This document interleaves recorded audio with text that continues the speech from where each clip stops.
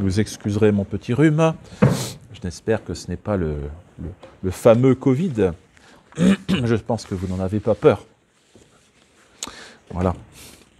Alors, juste un petit rappel donc, pour les indulgences que vous pouvez gagner à partir d'aujourd'hui. Hein. Je vous rappelle, c'est à partir d'aujourd'hui jusqu'au 8 en visitant un cimetière. Voilà. Et en y priant pour les défunts. Alors, je crois qu'il y a des feuilles qui circulent en disant vous pouvez faire 8 jours d'affilée dans le mois. Donc ça, c'est des nouveautés modernistes. Hein. Ce n'est pas valable. Hein. Il n'y a aucune validité dans ces... Malheureusement, je crois que ça traîne à Bruxelles, ces feuilles-là. Donc, non, c'est bien, traditionnellement, c'est du 1er au 8, hein, même si le pape François fait des nouveautés, tout ça, ça ne vaut rien, c'est dans un esprit conciliaire. Donc, du 1er au 8, en visitant un cimetière, voilà, visiter vos défunts, c'est l'occasion de nettoyer la tombe, de mettre des fleurs aussi, c'est une façon d'honorer les défunts, hein. C'est pas une coutume mauvaise. Bien sûr, surtout de prier pour eux, hein. Plus que de mettre des fleurs, il faut prier pour eux, pour ces pauvres âmes du purgatoire, qui souffrent en attendant nos suffrages. Ils ne peuvent plus rien pour eux. Voilà ce que voyait Sainte Catherine de Gênes, qui a eu des visions sur les âmes du purgatoire. C'est l'occasion de relire les visions de cette grande sainte, voilà, et pour voir un peu combien ces âmes souffrent, dans un grand amour, mais elles souffrent. Voilà le tourment, dit un auteur. L'âme se souvient de la vision de Dieu qu'elle a eue dans son jugement particulier.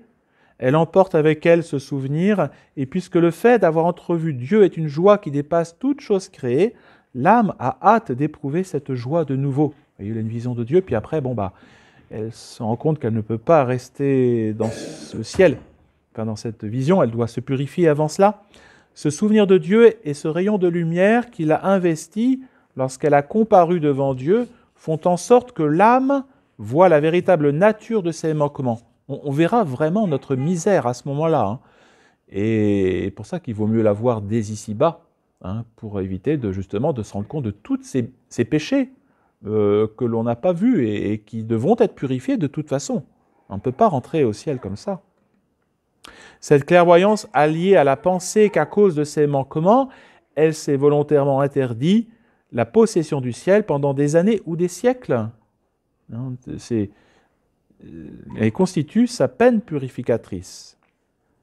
Alors elles aiment le bon Dieu, ces âmes-là, hein. Ce n'est pas comme les damnés, hein, qui souffrent, mais dans la haine, voilà. Et il faut bien se dire, mes bien chers frères, bien sûr, le ciel, on peut rentrer au ciel directement si on est martyr, ce que je vous souhaite. Ben oui, c'est le meilleur des souhaits que je puisse vous faire, puisque vous pouvez rentrer directement au ciel si par le martyr, c'est le signe de la grande charité. Alors peut-être que ces temps que nous allons vivre sera l'occasion même d'un martyr, je ne sais pas. Donc, mais en tout cas, nous sommes malheureusement pour beaucoup, et j'espère le moins nombreux possible, à faire un arrêt dans cette demeure du purgatoire. Voilà.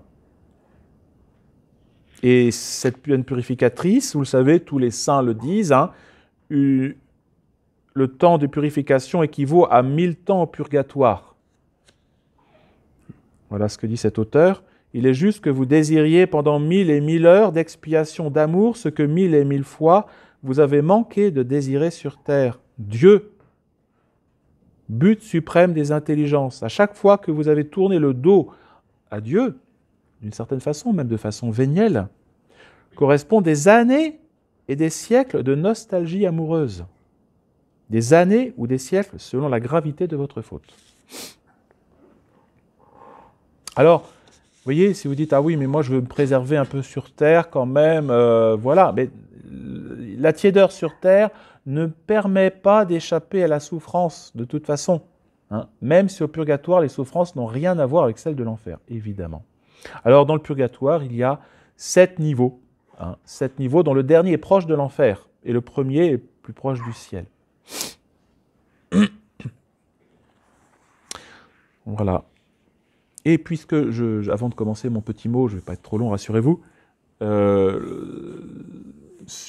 avez entendu dans l'épître, hein, justement, tous ceux qui sont signés du signe du salut, hein, les 12 000 de telle tribu, les 12 000, c'est la plénitude des élus qui sont marqués par ce signe.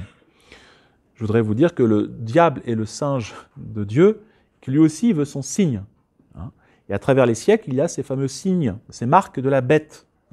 Et Monseigneur Vigano parle justement de cette injection comme étant peut-être le signe de la bête, ou au moins un des signes de la bête, qui prépare la venue de l'Antéchrist, un des signes. Donc, mes chers frères, ça, quand on a compris cela, ça doit nous aider, ça doit nous donner un grand zèle pour refuser, sous quelque prétexte que ce soit, vous voyez, cette marque de la bête. Alors j'ai écrit à quelques confrères de la fraternité Saint-Pédis pour leur dire, mais est-ce que vous connaissez un prêtre dans la fraternité Saint-Pédis qui ait publiquement dénoncé cette injection, publiquement, et par écrit. J'ai écrit à 3, 4, 5, 6, 7 confrères. Il y en a 2 qui m'ont répondu, les autres n'ont pas répondu. 2 m'ont répondu en me disant, non, il n'y a rien. Aucun avertissement pour les fidèles de cette marque. Voilà. Or, je peux vous dire que là, je connais un militaire qui fréquente une chapelle de la fraternité Saint-Pédis, je ne vous dirai pas où, et il m'a dit, je sais que dans l'assemblée, il y a 1/3 des fidèles qui sont vaccinés. Pardon, qui sont injectés. Voilà. Donc si les prêtres, vous voyez, ne disent rien, et au contraire laissent passer des documents qui disent oui, vous pouvez dans certaines circonstances, il est évident que les fidèles, une fois confrontés à des difficultés professionnelles, vont se dire somme toute, c'est pas si grave que ça. Mais si on leur dit que c'est vraiment le signe un des signes de la bête, les fidèles sont beaucoup plus prêts et sont généreux en général, sont prêts au combat. Voilà, donc priez pas seulement, je dirais, pour vous-même, mais priez pour qu'il y ait toujours suffisamment d'autorité pour vous avertir des dangers que le diable peut mettre sur vos pas et dans le chemin qui vous mène au ciel. Voilà, c'est une bonne introduction à mon petit mot pour ce dimanche de la Toussaint. Au nom du Père, du Fils et du Saint-Esprit, ainsi soit-il. Mais bien, chers frères, cette fête de la Toussaint, c'est pour nous l'occasion de nous dire que nous sommes en communion avec les saints du ciel. Nous ne sommes pas seuls, nous sommes en communion avec ces saints, ces millions, je ne sais pas combien ils sont, c'est de bienheureux qui sont dans l'éternité. Donc c'est vraiment l'occasion de nous réjouir de cela, d'être les frères, comme disait Sainte Thérèse de l'Enfant Jésus, elle parlait de ses frères les saints, voyez. Nous sommes avec eux déjà, nous militons avec eux, bien sûr, eux ils sont déjà délivrés du temps, ils sont dans l'Église triomphante.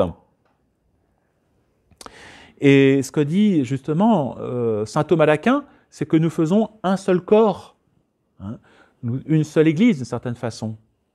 Et c'est ce que dit saint Thomas, il dit ceci, puisque tous les croyants forment un seul corps, le bien des uns est communiqué aux autres.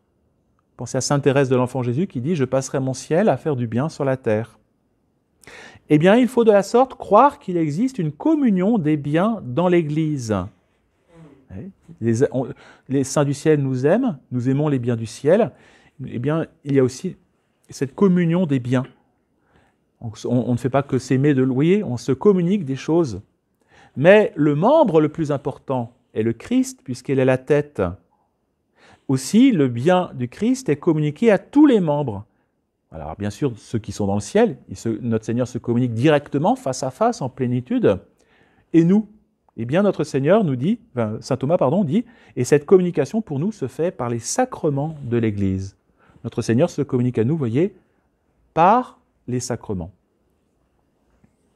Et le catéchisme romain dit ceci, comme cette Église est gouvernée par un seul et même esprit, tous les biens qu'elle a reçus deviennent nécessairement un fonds commun. Voilà, et c'est pour ça que justement, à partir d'aujourd'hui, nous pouvons gagner, voyez, pour les âmes des défunts, des purgatoires, qui sont des saints quand même, malgré tout, eh bien, nous pouvons leur mériter le ciel, le Dieu. Nous pouvons leur communiquer par notre petite action, en allant au cimetière, en priant pour eux, spécialement. Rendez compte, nous pouvons délivrer des âmes pour l'éternité. Voilà. Alors c'est bien ces communications, mes bien chers frères, ces communications de biens spirituels, je vous le disais. Et c'est ce que faisaient les premiers chrétiens, et c'est ce que nous devons retrouver, nous aussi, je dirais, entre nous, en cette fin des temps. Et les Actes des Apôtres disent « Dans la communauté primitive de Jérusalem, les disciples se montraient assidus à l'enseignement des apôtres. Il y avait vraiment un empressement, une charité pour venir à tout le temps écouter la doctrine, pratiquer la vie sacramentelle, fidèles à la communion fraternelle, à la fraction du pain et aux prières. Et donc il y avait d'abord une communion dans la foi. Alors, on ne peut pas, mes bien chers frères, être en communion avec des gens qui dissolvent la foi, en communion avec des modernistes. Des gens qui s'amusent à fricoter aussi avec les modernistes. C'est contradictoire, mes bien chers frères, avec cette foi traditionnelle dont nous voulons vivre pleinement.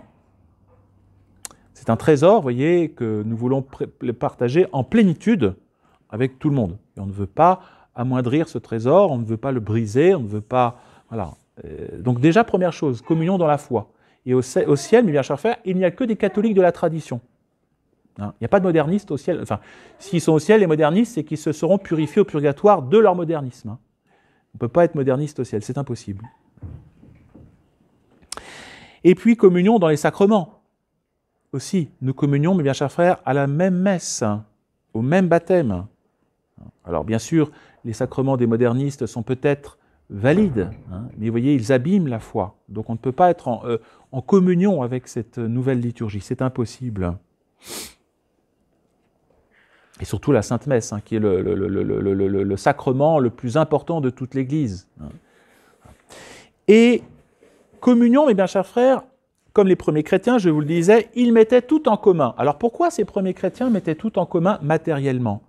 Tout simplement parce qu'ils ne pouvaient pas vivre, ils étaient persécutés, comme nous le sommes aujourd'hui, et qu'ils ne pouvaient pas vivre séparément, isolément. Et bien sûr, ils s'aimaient les uns les autres, mais au-delà de ça, c'est qu'ils se rendaient compte qu'il fallait, c'est pour ça qu'il fallait vivre matériellement. Et c'est ce que nous allons, mes bien chers frères, connaître. Nous risquons, les temps avançant, nous le sentons bien, que si nous vivons seuls, nous ne pourrons pas vivre chrétiennement. Nous serons tellement oppressés. Donc il faudra une entraide.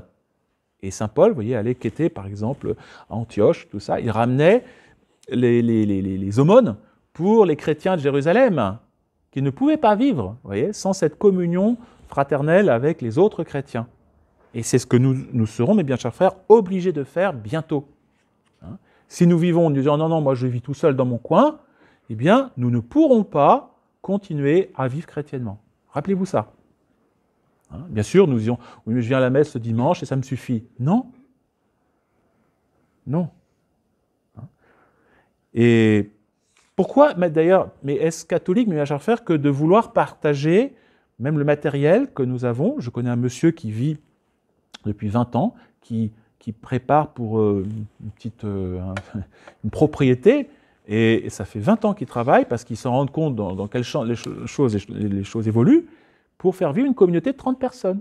Bien sûr, pour l'instant, il n'y a pas 30 personnes, ils sont que sa famille, mais il se dit, peut-être que viendra un jour des gens où je serai obligé d'accueillir. Oui, c'est ça. Et bien, c'est un catholique convaincu, vous voyez, quelqu'un qui travaille sérieusement dans ce sens-là. Et ça, c'est fondé dans... je dirais dans les actes des apôtres. Tout ce que le vrai chrétien possède, il doit le regarder comme un bien qui lui est commun avec tous. Vous possédez certains des biens fonciers, d'autres des talents de ses doigts, d'autres de l'intelligence, d'autres tout ça. Mais mes chers frères, il faut tout ça mettre en commun. Alors c'est ce que nous faisions jusqu'ici dans une société plus élargie. Puisqu'il sera bientôt difficile de le faire, il faudra le faire entre nous.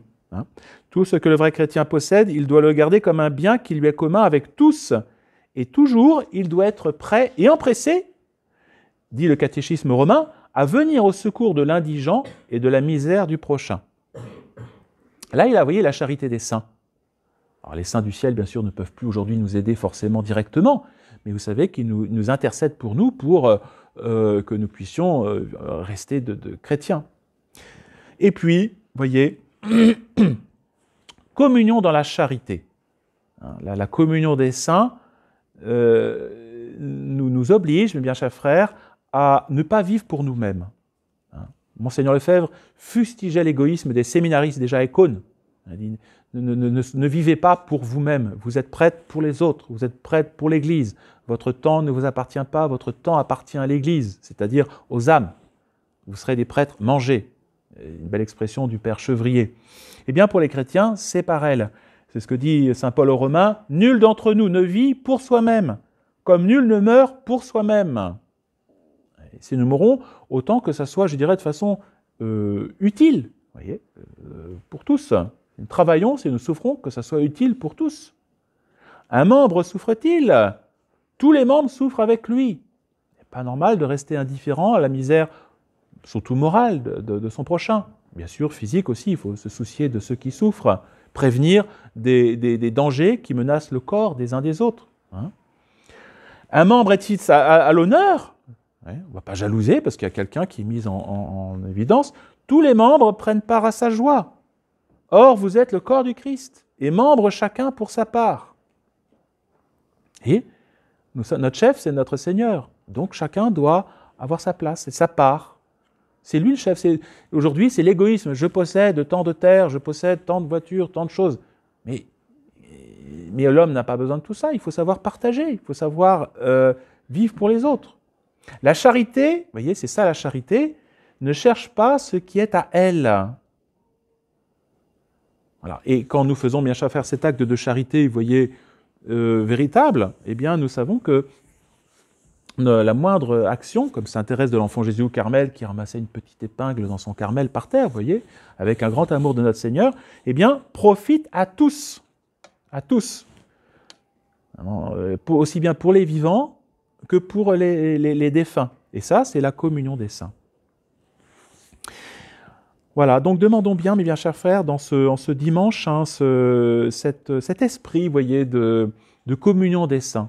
Hein, il faut élargir son cœur à toute l'Église, l'Église souffrante, l'Église du purgatoire, l'Église militante, hein, l'Église militante aussi, tous ceux qui souffrent pour leur foi, hein, et puis bien sûr l'Église triomphante aujourd'hui, tout spécialement. Les saints qui sont au ciel s'occupent de nous et sont des exemples aussi pour chacun d'entre nous. Hein. Pensez à cette phrase de l'enfant Jésus, hein, « Je passerai mon ciel à faire du bien sur la terre ». Ou un autre saint, que vous connaissez bien, Saint Dominique, avant de mourir, « Ne pleurez pas, disait-il, hein, avant de mourir, je vous serai plus utile après ma mort, et je vous aiderai plus efficacement que pendant ma vie. » Voilà. Parce que justement, ils avaient compris que l'amour, vous voyez, doit continuer, il doit commencer ici-bas et doit continuer dans l'éternité. Demandons cela, mes chers frères, cette grâce, hein, cet esprit de charité qui s'étend à toutes les âmes, ainsi soit-il. Au nom du Père, du Fils et du Saint-Esprit, ainsi soit-il.